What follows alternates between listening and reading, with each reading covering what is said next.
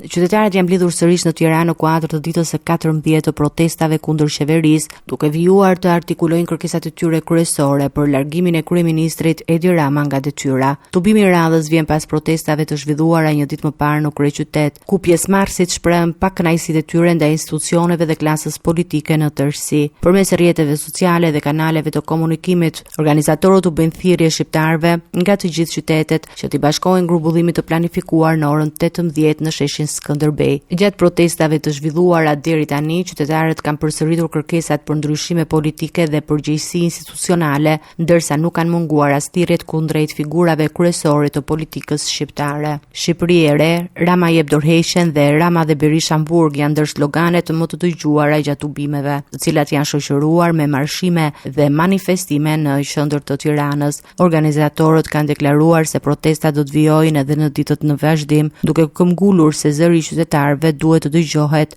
dhe kërkesat e tyre të marrin përgjigje nga institucionet përgjegjëse.